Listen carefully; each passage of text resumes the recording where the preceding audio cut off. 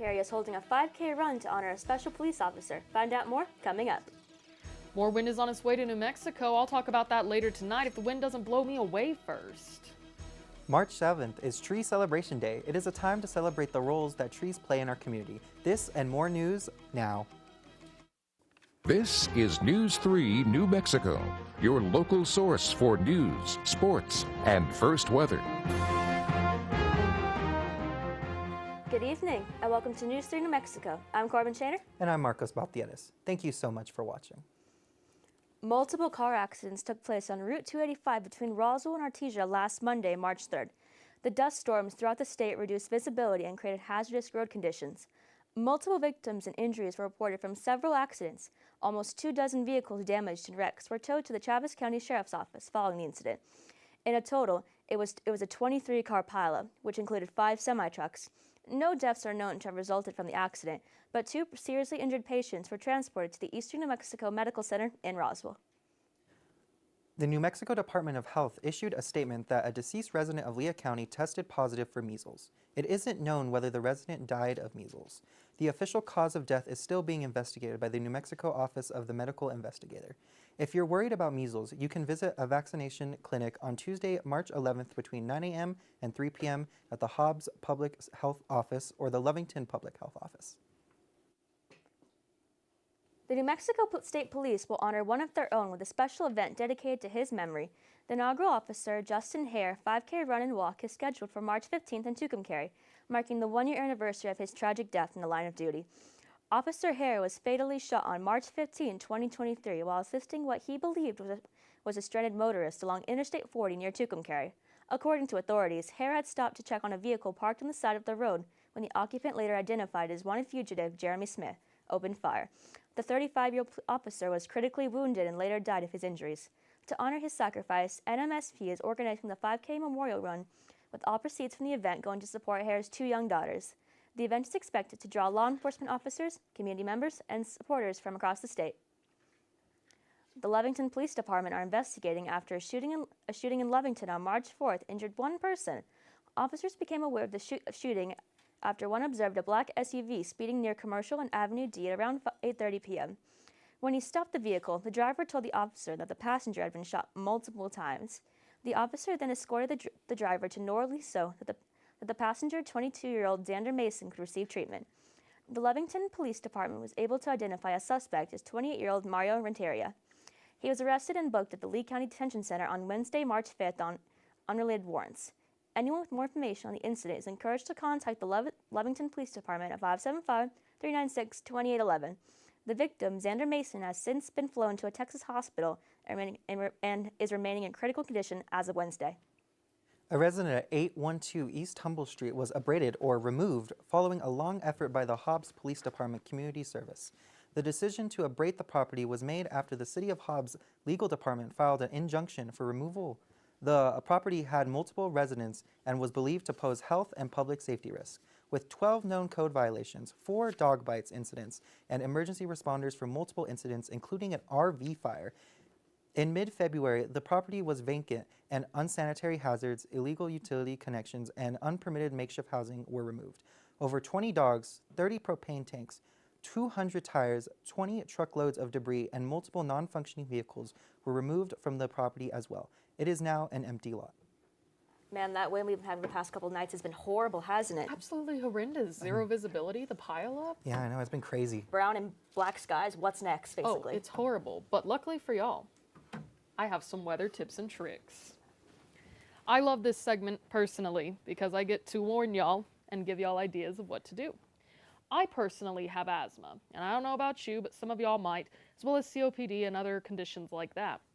If you are struggling with breathing, using a mask or a wet cloth will help with breathing, whether indoor or outdoor. It keeps the dust from getting into your lungs and can keep from triggering attacks. As well as if you are driving and you can't help but drive in the wind, make sure you use your headlights and make sure they are on your brights. You will only be able to be seen if that is happening. You as well will want to stay away from the trees as they can fall on your car. That's all I have right now, but stay tuned for my final weather. Back to you, Corbin. Thank you, Lainey. Last night, the City of Hobbs Fire Department responded to a grass fire near the intersection of Sanger and West County. They found active flames on the side of the road, made more hazardous by the high wind speeds we've seen throughout the state in the last few days. Luckily, the crews on the scene were able to put the grass fire out quickly before it spread. No injuries or damages to any structures were reported, and the fire is completely extinguished. If you're interested in fiber arts, you might like the Fiber Fair happening at the Bosque Redondo Memorial at Fort Sumner Historical Site in May. The Fiber Fair will focus on wool processing and feature shearing sheep, washing wool, wool carding, and spinning and weaving classes. It will be led by Las Arañas Spinners and the Weavers Guild, and will also include food trucks during the lunch break. Admission is just $7 for adults and free for children 16 and younger. Dine NDA, New Mexico Foster Families, and Disabled Veterans and Friends of the Bosque Redondo Memorial, or the MNF members. It will take place on May 3rd, starting at 10 a.m. and ending at 4 p.m. Guests will also have access to the permanent Bosque Redondo, a place of suffering and a place of survival exhibit. An unbelievable 42-mile fully electric conveyor system designed to transport sand from Texas into Lee County is now a reality. Atlas Energy Solutions has unveiled the Dune Express, an innovative conveyor to deliver fracking sand to the New Mexico Permian Basin near Hobbs. The Dune Express is capable of moving up to 13 million tons of material annually by reducing reliance on traditional trucking methods. The system is expected to significantly decrease road traffic, lower emissions, and minimize the risk of accidents in the region. On their website, Atlas Energy calls it a step that will change oil field logistics and help redefine the efficiency and reliability of the Permian oil and gas community. The Dune Express begins commissioning phase in late 2024 and achieved its first commercial delivery in late January. Did you happen to hug a tree today? March 7th is the day the world celebrates trees. In New Mexico and across the United States, it's Arbor Day, a time to celebrate the essential roles trees play in our community. To celebrate, the New Mexico Forestry Division invited governmental entities such as cities, schools, and counties, and nonprofits to apply for climate-ready trees to plant in public spaces across the state. The trees are specifically selected to thrive in New Mexico's hot and dry conditions, ensuring lasting benefits for urban landscapes. Working with Forestry Division staff, local entities were able to select trees that are most likely to thrive in their particular area and plant them on this Arbor Day. Coming up after the break, Lainey will have our full weathercast for you. But first, here's a look at today's financial market.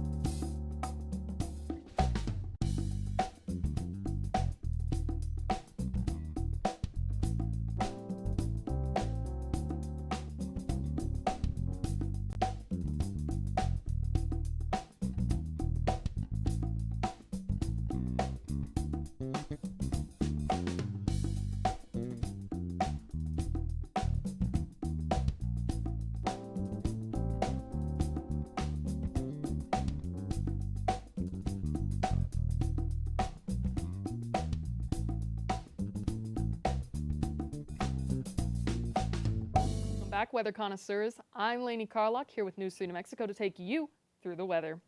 Looking at our United States map, as we always do, we see a little bit of this rain down into the New Mexico area, as well as up towards St. Louis and Chicago, moving into Washington.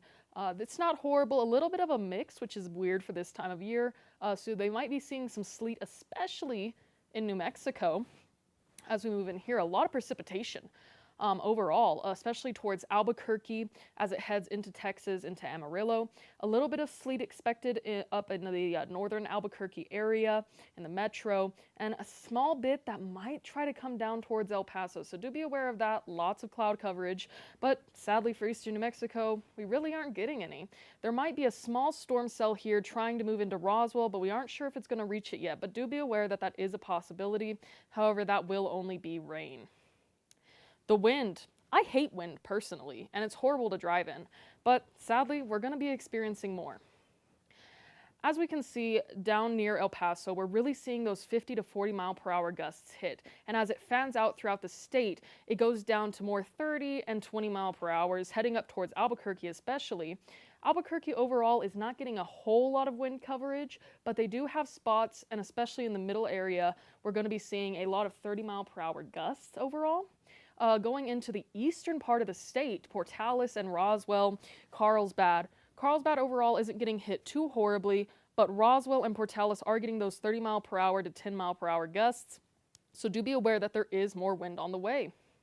Our current temperatures, we're actually looking at pretty nice temperatures overall in the eastern part, but colder up in Farmington and Gallup at 30 and 45. However, 64 in Portales and 70 in Roswell. Tonight's lows are getting down to freezing, so make sure to leave your water dripping. 13 in Gallup and 22 in Farmington, really cold down there. But we're going into 29 in Roswell and 28 in Portales, with 26 in Clovis and 23 in Tucumcari. Freezing temperatures can cause frozen water. Do make sure to leave your pipes dripping, but overall, not horrendous for this time of the year.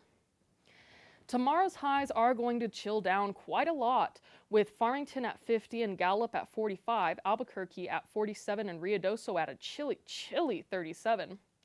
Portales at 40 and Roswell at 49. Overall, not too bad. Clovis hitting down at 36, however. Our 7-day forecast coming across, starting off with Roswell. Overall, very windy on Wednesday, Thursday, and Friday, but we're seeing those temperatures begin to rise as we go into next week, going from the 40s up to the 80s on Tuesdays and staying in nearly freezing temperatures up until Monday night. As for Carlsbad, pretty sunny skies, but again, very windy on Tuesday, Wednesday, Thursday, and Friday. Again, those rising temperatures that will drop again on Friday, and we do see only one freezing temperature on Saturday night at 31. As for Tucumcari, we have Saturday having some snow. That's unexpected, isn't it? But that's the sleet that we're going to be seeing coming in at a 79%. As for Portales, we have wind on Wednesday, Thursday, and Friday, and overall pretty nice temperatures going into the next week. Well, the weather might be nice, but the wind definitely won't be. I know, it's going to be horrible. I know, and we're not even going to get rain, so. We'll be right back at this desk for more news for you.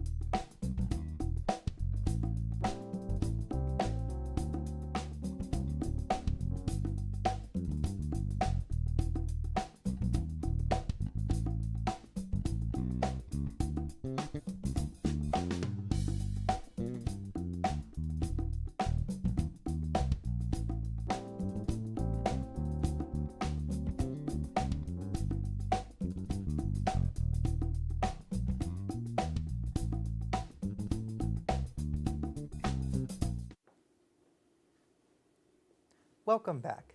As inflation continues to rise, prompting higher prices for homes, some people are deciding to live off the grid to save money.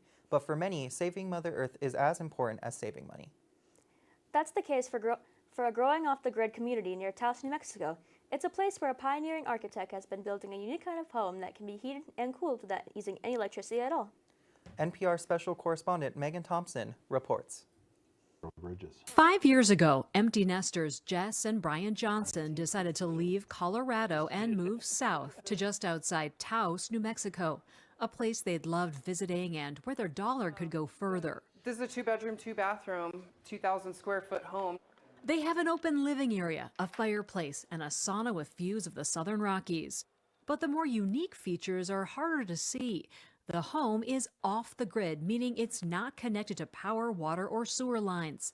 Their water comes from snow and rain, electricity from the sun.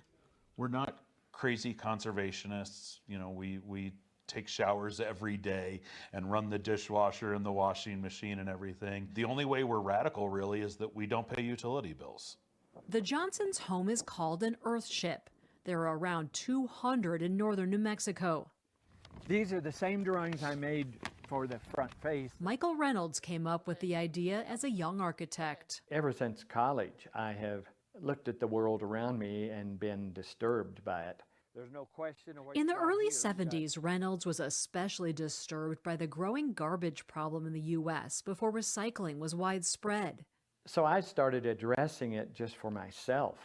Then people started relating to it and wanting me to do it for them. Reynolds began experimenting with building off-grid homes partly from aluminum cans. He came up with a model that began to get attention. I have 6 things that I've determined are necessary for human sustenance. It's comfortable shelter without use of fossil fuel, electricity, water, food, treatment of human waste, and treatment of garbage. Anywhere anybody lives, those 6 things must be addressed. Reynolds started a company to build and sell his homes and to teach people how to build their own. Today, more than 200 students and interns come here each year to learn earthship building techniques, which have been incorporated in some 3,000 homes around the world. When I came across this, it just made sense to me. On grouting this wall. Deborah Binder manages construction for Mike Reynolds. She's also in the middle of building her own earthship. So this is going to be filled with plants once it's done. Recycled materials are still a key building component. At least here in Taos, glass bottles don't get recycled anymore. And you use less cement by using them, and you end up with these really beautiful walls. Earthship's side and back walls are made from about 1,000 old tires. 300 to 400 pounds of dirt are rammed by hand into each one. The tire walls are built into a mound of earth to create an extremely dense and insulating structure. It's almost like if you're inside a cave. So caves usually stay at about 63, 65 degrees all year round. And so then it's a lot easier to cool or to warm up that space. I think we need to start rethinking our buildings. Brian and Jess Johnson figure they're saving around $500 a month on utilities compared to what they were paying back in Colorado. But they say it's not all about the money. Once you start looking at these homes differently than traditional construction in the country and in the world, these just make so much more sense. It feels good to be part of that. You know, you're just a little bite, but you're part of something special, I think. For the PBS NewsHour, I'm Megan Thompson outside Taos, New Mexico. The earthships, as they're called, can be huge and elaborate, but not necessarily cheap in price. One of the homes goes more than $3 million. The New Mexico Department of Game and Fish is reminding hunters of 2 key deadlines approaching on March 19, 2025. Hunters looking to apply for big game draw licenses, including Barbary sheep, bighorn sheep, deer, elk, ibex, javelina, pronghorn, and oryx, must submit their applications before 5 p.m. Mountain Time.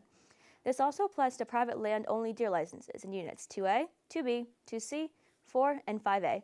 Additionally, hunters who held 2024 to 2025 deer, elk, pronghorn, or turkey licenses must submit their harvest reports by the same deadline to remain eligible for the 2025 to 2026 draw. Reports can be submitted online or by phone, and failure to do so will result in rejected draw applications and an $8 late fee. $8 late fee applies to reports submitted after February 15th this year. For more details, hunters should visit the New Mexico Department of Game and Fish website. According to the Associated Press, the population of the endangered Mexican gray wolves in New Mexico and Arizona have increased for the 9th consecutive year. The latest survey recorded 286 wolves in the wild, marking an 11% rise from last year. Wildlife officials reported a total of 60 packs, 26 breeding pairs, and a 48% survival rate for pups born in 2024. The Mexican Gray Wolf Recovery Program, a joint effort between the U.S. and Mexico, has been ongoing for 25 years. Despite conservation successes, tension remains with ranchers due to the livestock predation. In 2024, there were 99 confirmed cases of wolves attacking cattle. Officials say balancing species recovering with ranching interests continues to be a challenge. Coming back to the break, Lorenzo will have his full sports report for you. He's got the highlights straight from the Basketball Lone Star Conference Championship, so stay tuned.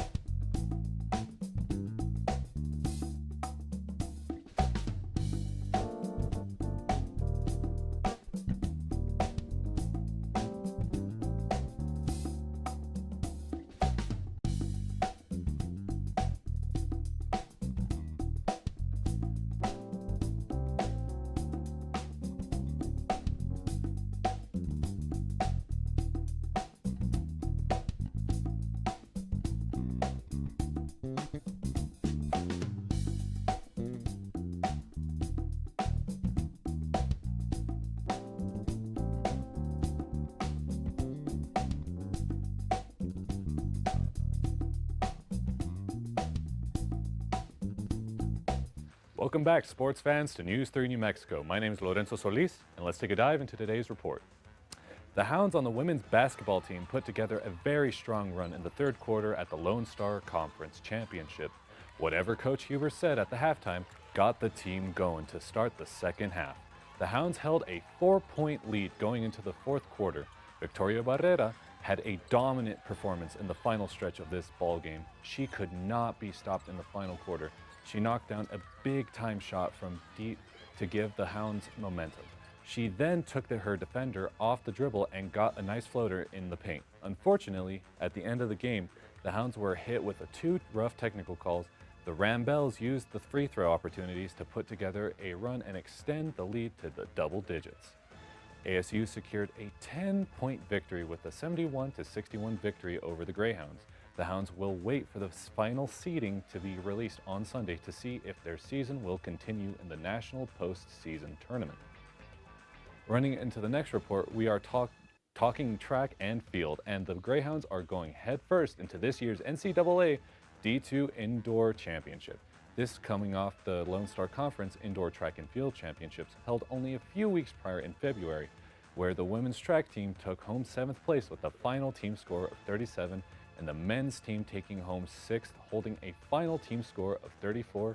With the conference only being a week away, the Greyhounds have a good bit of ground to cover if they want to make a bigger splash this time around. Running out tonight's report is esports.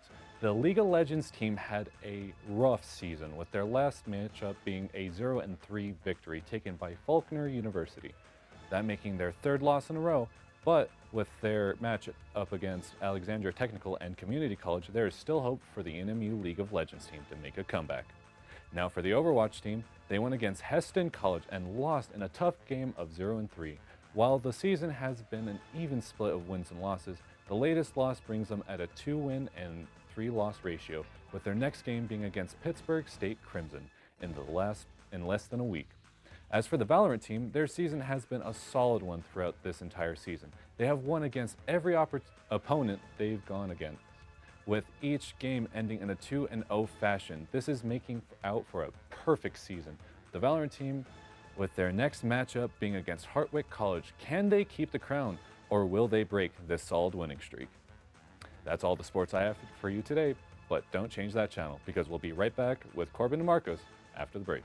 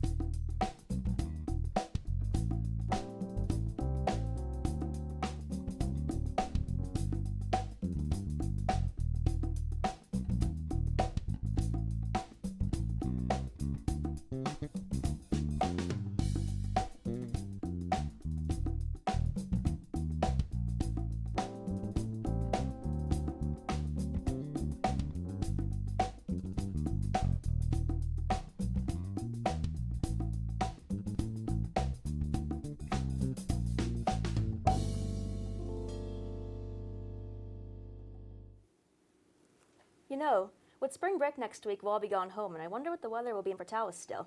Well, it's looking at being pretty sunny and nice with a little bit of cloudiness on Saturday, but overall, very nice conditions. I guess we'll be lucky then. Overall. I mean, yeah, thankfully. Well, thank you so much for watching. And you have a great night.